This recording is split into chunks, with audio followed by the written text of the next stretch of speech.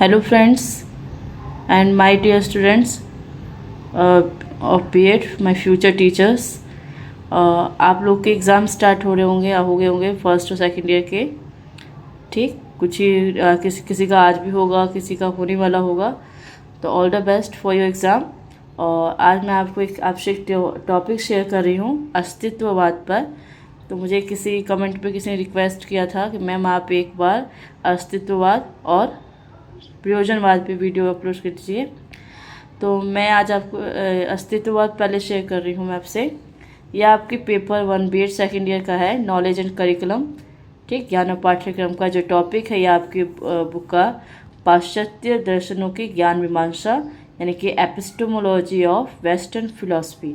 ठीक, फिलॉसफी क्या होती है कि जो थॉट्स होते हैं, कुछ ज्ञान होता है, नॉलेज होती है उसके बारे में। तो इंडियन में मैंने आपको शेयर कर रखा है वीडियो में। अब मैं आपको डिस्क्रिप्शन बॉक्स में भी दिखा दूँगी, शेयर कर दूँगी। वहाँ पे सांख्य मैंने करवा रखा है आपको, और भी जो भारतीय दर्शन के हैं वो भी मैंने आपको शेयर कर रखा है पहले ही, पिछले सालों का।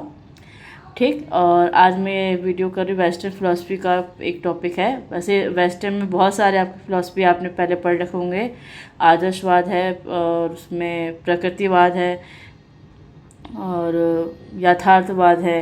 ठीक, उसी में से एक ये अस्तित्ववाद है और एक ये प्रयोजनवाद भी है। तो आज हम करने वाले अस्तित्ववाद। अस्तित्ववाद का क्या अर्थ है? अस्तित्ववाद के अनुसार शिक्षा का स्वरूप क्या होना चाहिए, विवेचना कीजिए। ठीक, तो इसकी शुरुआत जो है 19वीं शताब्दी में डेनिश दार्शनिक किरकेगार्ड के द्वारा की गई। ठीक है, तो इनको शुरुआत करने का जो श्रेय है डेनिश दार्शनिक को कहते हैं। लेकिन जब इन्होंने ये आविष्कार किया था अस्तित्ववाद का, तब ये इतना फेमस नहीं हो पाई। इनकी मृत्यु के बाद काफ़ी लोगों ने इनके कामों को जाना और इस पर विचार किया। और इसके बाद जो दूसरा नाम आता है वो है ये क्या नाम है इनका, कार्ल जैस्पर का। ठीक है, इनका श्रेय ये जाता है कि इन्होंने अस्तित्ववाद को फैलाया। ठीक है, काफ़ी इन्होंने पूरे संसार में इसका प्रचार किया। तो पहले नंबर पे जिन्हें जनक माना जाता है वो है किरकेगार्ड। ठीक, जो सोरेन किरकेगार्ड, और फिर उसके बाद उसको पियर्सन को। ठीक, अब इसका हम अर्थ देखते हैं। अस्तित्ववाद क्या होता है? नाम ये आपके देखो अस्तित्व पे लिखा है। इसमें ये इस विचारधारा के लोग कहते हैं, इसमें जो विचारधारा है, फिलॉसफी है कि हम जो ह्यूमंस है, ठीक, हम अपने बारे में जानें। अस्तित्व, हमारा अस्तित्व क्या है, हम अपने अस्तित्व को पहचानें। ठीक, और ये दोनों तरीके का भी हो सकता है। कुछ लोग आस्तिक में आते हैं, भगवान को मानते हैं, और कुछ लोग नास्तिक में भी चले जाते हैं। ठीक है, तो अस्तित्ववाद में ये है। तो इसका मानना है कि अस्तित्व का अर्थ केवल व्यक्ति के जीवित रहने से ना होके, मतलब कि आप एग्जिट क्यों करते हो, आपका अस्तित्व क्या है। ठीक, आपको अपनी सोच क्या है, आपकी रुचि क्या है, उसके ऊपर ये जोर देते हैं। तो अस्तित्ववाद का मानना है कि अस्तित्व का अर्थ केवल व्यक्ति को जीवित रहने मात्र से ना होकर एक पूर्ण, शक्तिशाली और आत्मचेतना से युक्त जीवन को बनाए रखना है। अस्तित्ववाद वह दार्शनिक सिद्धांत है जो मनुष्य के अस्तित्व पर चिंतन करता है। ठीक है, ये आप देख सकते हो कि मनुष्य का अस्तित्व क्या है। ठीक, उस पर चिंतन करता है कि उसकी चेतना क्या है। इसमें वो कहते हैं कि मनुष्य अपनी आत्म चेतना को जगा कर वो अपने लिए विकास कर सकता है हर तरीके से। इस दर्शन के अनुसार व्यक्ति को उसकी स्वतंत्रता, ठीक है, व्यक्तिगत स्वतंत्रता अवश्य मिलनी चाहिए, ताकि वह उसकी व्यक्तित्व, रुचियों के और निर्णयों का समुचित विकास हो सके तथा वो आत्म अनुभूति को प्राप्त कर सके, वो अपने आत्म जो संतुष्टि होती है उसको पा सके। अब कुछ अस्तित्ववादी और उनके विचार। अस्तित्ववाद के विकास में काफ़ी सारे अस्तित्ववादों का योगदान है। कुछ प्रमुख मैंने जो नीचे लिखवा रखा है मैंने अस्तित्ववादियों के नाम और उनके कुछ विचार मैं आपसे शेयर करती हूँ। तो इसमें है, पहले जो है मैंने जब सोरेन किरकेगार्ड के बारे में पहले बता दिया है कि इनका जन्म जो है 1813 में है, और ये कहाँ से बिलोंग करते हैं, डेनिश। ठीक है, डेनिश के थे, और इनको अस्तित्ववाद का जन्मदाता माना जाता है। इन्होंने बताया है कि आदमी को, व्यक्ति को अपने स्व, ठीक है, अपने सेल्फ के बारे में जानना चाहिए, तभी वो ईश्वर से संबंध स्थापित जो है कर सकता है। अस्तित्ववादी अनुभूति स्वसत्ता के लिए अपनी जानकारी के लिए आवश्यक है। ठीक है स्टूडेंट्स, अब हम चलते हैं सेकंड जो है वो है कार्ल जैस्पन। ठीक है, कार्ल जैस्पर, तो इनका जन्म 1883 में हुआ, उनका 1813 में हुआ। ठीक है, तो यह जर्मन के दार्शनिक थे। इन्होंने इसका प्रचार अस्तित्ववाद का सारे संसार में किया। ठीक, इनका मानना है कि जीवन के अस्तित्व को ना तो वस्तु मानता है, इन्होंने इसे आत्मनिर्भर बल्कि जीव की सत्ता को, ये कहता है कि हम जो जीव हैं, हमारा अंदर ही, ठीक है, हमारी जो विल पावर है जो हमारी है, तो वो स्व को जानने ही वो है आपका जो शाश्वत है। अपने आप को जानना, अपने अस्तित्व को पहचानना, ठीक, अपने अंदर आत्म चेतना जगा के अपना विकास करना ही इनका ये थॉट था। तीसरे हैं नेबूहर। ठीक, ये अमेरिकी अस्तित्ववादी थे। इन्होंने अमेरिका में अस्तित्ववाद का अत्यधिक प्रचार किया। ठीक, इन्होंने ये क्या कि अस्तित्व से दूर नहीं जाना चाहिए। आप अस्तित्व, आपका मानव है तो आप अपने अस्तित्व को पहचानें। ठीक, और उससे उनका विकास जो अपने ये अनिवार्य है कि हम अपने अस्तित्व को पहचानें। इन्होंने ये मृत्यु की भी शक्ति को, अस्तित्व को स्वीकार किया है। इनका मानना है कि जो मृत्यु ही वह शक्ति है जो कि व्यक्ति या मानव के अस्तित्व को ख़त्म करके एक नया अस्तित्व देती है। ये नेबूहर का मानना है। अब है मार्टिन हेडेगर। हालांकि मार्टिन हेडेगर अपने आप को एक अस्तित्ववादी नहीं मानता है, लेकिन दार्शनिक दृष्टिकोण के आधार पर उसे अस्तित्ववादी माना जाता है। ठीक, हेडेगर दार्शनिक विचार इतिहास की देन है, और इन्होंने जैसे जो किर्केगार्ड है, जो इनकी जन्मवाद, वो चाहते हैं ये जो अस्तित्ववाद इनका कैसा है, आत्मनिष्ठ है। ठीक, प्लस आत्मनिष्ठा से जोड़ता है, स्वास्थ्यता से जोड़ता है। और जबकि ये मार्टिन हेडेगर का इनका क्या है, वस्तुनिष्ठ है। ठीक है, यानी कि ऑब्जेक्टिव। इन्होंने आत्मनिष्ठ को भी जोड़ा है, प्लस वस्तुनिष्ठ को भी देखते हैं। ठीक है, वस्तुनिष्ठ भी प्रदान करता है कि यानी कि जो वस्तुनिष्ठ क्या होता है कि जो चीज़ जैसी है दिखाई दे रही है वो वैसी ही होती है। ठीक है, और सब्जेक्टिविटी क्या होता है, व्यक्तिनिष्ठ क्या होता है, वो व्यक्ति अपने आप अंदर से कैसा अस्तित्व है वो उसके बारे में है। पांचवा है जीन पॉल सार्त्रे। यह फ्रांसीसी दार्शनिक था और इनके किर्केगार्ड द्वारा दी गई विचारधाराओं को 20वीं शताब्दी में पुनः स्थापित किया गया। सार्त्रे आदर्श के विपरीत परमात्मा की तुलना में व्यक्ति को अधिक महत्व देता है।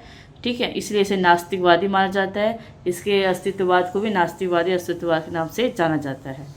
ठीक, एक और है टिलिच। वो किर्केगार्ड के अनुयायी है, जैसा वो है वो उनके पक्के फॉलोवर है और उन्हीं के नाम से वो है। ठीक, वो भी अमेरिका के रहने वाले थे। टिलिच एक और आपके अस्तित्ववादी अगर आपको आता है वो कौन से हैं, तो वो है टिलिच है। इसके बारे में मैंने नहीं लिखा यहाँ पे। ठीक, टिलिच के बारे में इनके भी, ये भी एक बहुत बड़े अस्तित्ववादी हैं। ये किर्केगार्ड के अनुयायी माने जाते हैं और इनको पूर्ण अस्तित्ववादी दार्शनिक माना जाता है। अब है अस्तित्ववाद के सिद्धांत क्या है इसमें। फिर प्रिंसिपल ऑफ एक्जिस्टेंशलिज्म। अस्तित्ववाद क्या कहता है, तो एक होता है जैसे हम कहते हैं सत्य शिव सुंदरम। ठीक, सत्य जो अस्तित्ववाद के अनुसार सत्य शिव सुंदरम का मूल्य व्यक्ति की स्वयं के आंतरिक होता है। एक हर चीज़ एक किसी भी दर्शन में हो, किसी भी हो तो यानी कि एक सत्य होता है। ठीक, और उस सबका एक अपना सत्य होता है, सबका एक फाइनल ट्रुथ होता है। ठीक, तो उसके व्यक्ति की स्वयं के अंदर होता है। वो ये नहीं देखता कि भाई ये लास्ट में ये ऐसा होना चाहिए जैसे और लोग हैं। तो वो जो व्यक्ति जो अपने आप को मानता है वही फाइनल ट्रुथ होता है। जैसे कि व्यक्ति अपने आत्मज्ञान के आधार पर अपने व्यक्तिगत दृष्टिकोण के अनुसार इन तीनों की पहचान करने में सक्षम होता है। ठीक, यानी कि सत्य क्या है, उसका सत्य शिव सुंदर, यानी कि उसका फाइनल डेस्टिनेशन, उसका अस्तित्व क्या है, उसको पहचानने में मदद करता है अगर वो अस्तित्ववाद फॉलो करता है। इन तीनों का पर्याप्त ज्ञान व्यक्ति तभी प्राप्त कर सकता है जब वो भौतिक संसार में अपने आत्मनिष्ठ या व्यक्तिगत अस्तित्व को पहचानने में सक्षम हो। अच्छा, इसमें यह है कि आजकल जो दुनिया है वो वस्तुनिष्ठ हो गई है, यानी कि जो चीज़ उन्हें दिखती है ऑब्जेक्टिफाई वो वैसे ही देखते हैं, वो अपने आप को नहीं पहचान रहे। तो लेकिन उन्होंने कहा है कि हम जो इस भौतिक संसार में उन चीज़ों को वैसे ना देख के हम अपने अस्तित्व को पहचानें कि आप क्या चाहते हैं, आप कैसे अंदर सोचते हैं, उस पर ध्यान दें। चौथा है व्यक्ति के आत्म के माध्यम से ही उसका वास्तविक अस्तित्व निर्मित होता है। यानी व्यक्ति जब ये नहीं कि दूसरा है वैसे फॉलो करें, व्यक्ति पहले अपने को पहचाने, तब उसका एक वास्तविक अस्तित्व निर्मित बनता है। अस्तित्ववाद का मानना है कि सभी प्रकार का ज्ञान आत्मनिर्भर, आत्मनिष्ठ तथा विषयगत होता है। ठीक है, सभी प्रकार का ज्ञान क्या होता है, एक आत्मनिष्ठ होता है और एक विषय होता है, सबका एक विषय और एक पर्सनल होता है। ठीक, एक ये फाइनल पॉइंट जो सबसे इम्पोर्टेंट है, अस्तित्ववाद का एक दार्शनिक मान्यता है कि हम में से प्रत्येक व्यक्ति अपने जीवन में उद्देश्य या अर्थ पैदा करने के लिए जिम्मेदार है। हमारा व्यक्तिगत उद्देश्य और अर्थ हमें देवताओं, सरकारों, शिक्षकों का अन्य अधिकारों द्वारा नहीं दिया गया। ये सबसे इम्पोर्टेंट है कि यानी जो ये ऐसे इस पे सिद्धांत पे कायम है कि जो हमारा उद्देश्य है, जो हमारा पैदा करने के जो है वो हमारा खुद का है। ठीक है, जो हमारे उद्देश्य, व्यक्तिगत उद्देश्य हैं, वो हमारे किसी हमसे बड़ों ने, हमारे शिक्षक, हमारे देवता, हमारे सरकार या अधिकार ने नहीं दिया गया है। अब चलते हैं इसका शिक्षा में क्या भूमिका है, इसको स्कूलों में क्यों पढ़ाया जाना चाहिए, इसका क्या योगदान है। तो अस्तित्ववाद के शिक्षा के क्षेत्र में भूमिका, इसका योगदान निम्नलिखित है। पहला, अस्तित्ववाद किस पे केंद्रित है, बाल केंद्रित पे, यानी कि इसमें बच्चों के पहचानना, कि वो अपने आप को पहचान सके। ठीक है, अर्थात ये व्यक्तिवादी की प्रबल समर्थक है। ठीक, यानी कि व्यक्तियों को अपनी पहचान, अपना चिंतन करना चाहिए। इस दर्शन के अनुसार शिक्षा का मुख्य उद्देश्य व्यक्ति को इस योग्य बनाने का होना चाहिए कि वो अपने आत्म या स्व को जान सके। इस दर्शन के अनुसार विद्यार्थी को समस्याओं के चयन में पूरी तरह स्वतंत्रता मिलनी चाहिए। यानी कि इस दर्शन ये कहता है कि अगर विद्यार्थी के समय समस्या आती है तो आप उसका समाधान न निकालने चाहिए, उनको स्वतंत्रता दो कि वो अपनी समस्याओं को दूर कर सके।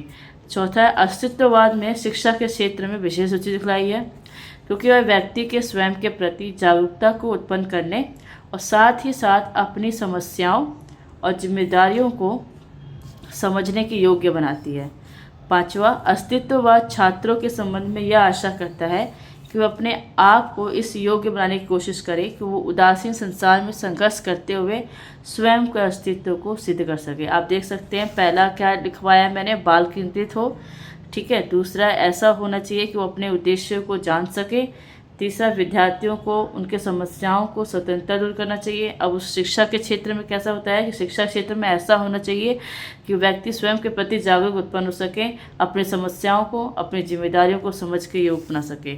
छात्रों के संबंध में अस्तित्ववाद क्या कहता है, वह यह आशा करता है कि वह अपने आप को इस योग्य बनाने की कोशिश करें कि इस संसार में अपने आप को संघर्ष करते हुए स्वयं को अस्तित्व सिद्ध कर सके। छठा है, इस दर्शन का मानना है कि शिक्षक कैसा होना चाहिए। शिक्षक इस योग्य होना चाहिए वो छात्र को पर्याप्त मात्रा में स्वतंत्रता प्रदान करे ताकि उनमें अपनी रुचियों और पसंदों का विकास करने की क्षमता विकसित हो सके। सातवां, अस्तित्ववाद ऐसा पाठ्यक्रम, अब ये देखो इनका पाठ्यक्रम कैसा बोलता है, यहाँ पे शिक्षक के बारे में बताया, यहाँ मैंने छात्रों के बारे में बताया। ठीक है, तो अस्तित्ववाद ऐसे पाठ्यक्रम को समर्थन करता है जो मानव को आत्मज्ञान प्रदान करने और स्वयं को पहचानने के योग्य बनाए। ठीक है, पाठ्यक्रम यानी सिलेबस कैसा होना चाहिए, जो व्यक्ति को आत्मज्ञान कराए और स्वयं को पहचानने में मदद करे। इस दर्शन के अनुसार विद्यालय की भूमिका या कर्तव्य केवल छात्रों को कुछ बताने ही नहीं रहना चाहिए, बल्कि छात्रों को इस योग्य होना चाहिए कि वे आत्मज्ञान प्राप्त कर सके और स्वयं को पहचानने में सक्षम हो सके। 9th है, यह दर्शन ऐसे शिक्षा व्यवस्था का पक्षधर है जो छात्रों को इतनी पर्याप्त स्वतंत्रता प्रदान करे कि वो अपने जीवन में प्रमुख लक्ष्य प्राप्त करने और अपनी रुचियों का विकास करने तथा उनके जीवन को समझने में सक्षम हो सके। ठीक है, ये ऐसी शिक्षा व्यवस्था का पक्षधर है। लास्ट पॉइंट है ये, आप इनमें से अगर आप पेपर में आता है तो आप कोई से भी 7 या 6 एक्सप्लेन कर सकते हो, बता सकते हो। यह दर्शन शिक्षा से संबंधित व्यक्तिगत उद्देश्यों का समर्थन करता है और उसका प्रतिपादन, उसको लागू करने में भी जोर देता है। ठीक है, तो ये है आपको मैंने बच्चों करवा दिया आज अस्तित्ववाद। ठीक। आई होप आपके इसके एग्ज़ाम में हेल्प मिलेगी। All the best for exam. Okay students.